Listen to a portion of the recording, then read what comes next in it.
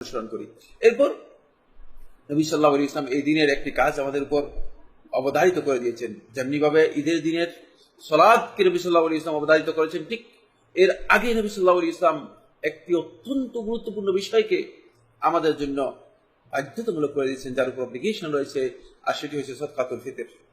সালাত আদায়ের আগেই মূলত আমাদেরকে সদকাতুল ফিতর আদায় করতে হবে।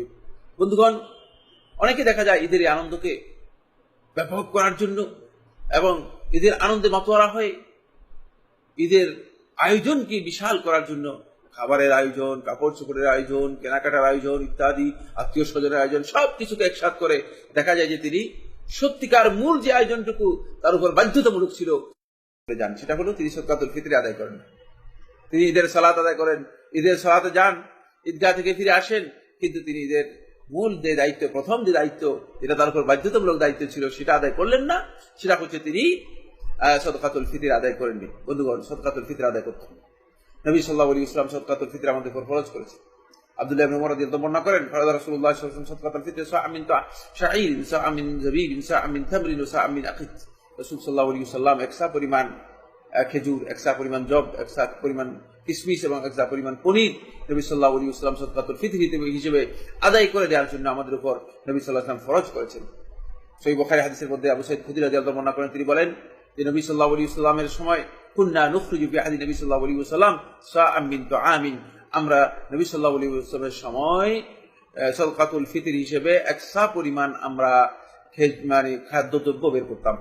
এই হাদিস থেকে সমস্ত উলামায়ে কেরাম আহলে হাদিসগণ বের করেছেন যে যদি কোনো অঞ্চলের খাদ্যদ্রব্য হিসেবে কেউ সদকাতুল ফিতর আদায় করে থাকেন, তাহলে তার সদকাতুল ফিতর আদায় হয়ে যাবে এবং সদকাতুল ফিতর আপনার একসা পরিমাণ আপনাকে আদায় করতে হবে। একসা হচ্ছে ওলামায়ে কেরামের তাহকিক অনুযায়ী 2 কেজি 40 গ্রাম। 2 কেজি 40 গ্রাম থেকে আপনি 2.5 কেজি দিতে পারেন, 3 কেজি দিতে পারেন, 3.5 কেজি দিতে পারেন। আপনি যদি বেশি দেন অসুবিধা নেই।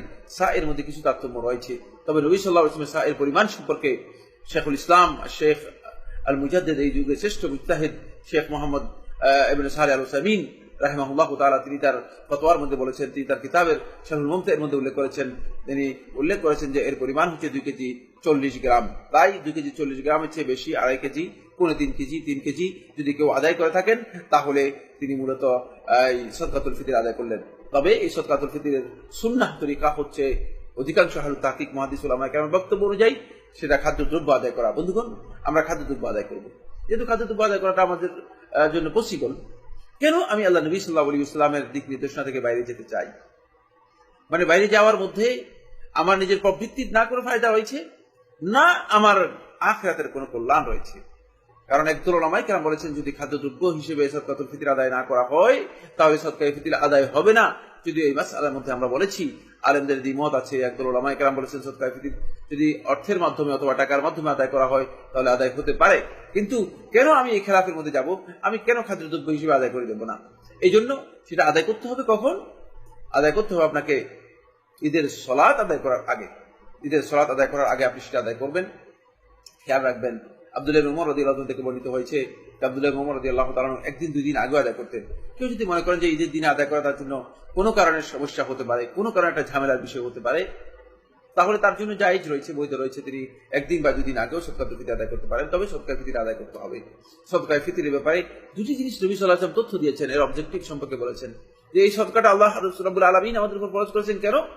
তুহরাতাল লিসসাইমি মিনাল লাগবি ওয়া রাফাত, রোজাদার ব্যক্তিকে পবিত্র করার জন্য সকল প্রকার বেহুদা অনর্থক কাজ থেকে এবং অশ্লীল যে সমস্ত কাজে রোজাদার ব্যক্তি অনিচ্ছাকৃতভাবে জড়িত হয়ে গিয়েছে, ইচ্ছা ছিল না অশ্লীল কোনো কাজে নিজেকে লিপ্ত করবে, কিন্তু অনিচ্ছাকৃতভাবে রোজাদার ব্যক্তি যদি কোনো অশ্লীল কাজে লিপ্ত হয়ে যায়, সেখান থেকে তাকে পবিত্র করার জন্য ওয়াতা'মাতাল মাসাকিন, এবং মিসকিন যারা রয়েছে, ফকির যারা রয়েছে, অভাবী যারা রয়েছে, তাদেরকে এই দিনে সত্যিকার তাদের খাবার দেওয়ার জন্য, যাতে করে তারাও এই দিনে সকলের সাথে ঈদের এই আনন্দে অংশগ্রহণ করতে পারে। বন্ধুগণ, রাসূলুল্লাহ সাল্লাল্লাহু আলাইহি ওয়াসাল্লাম সদকাতুল ফিতর আদায় করতেন, আমরাও সদকাতুল ফিতর আদায় করব।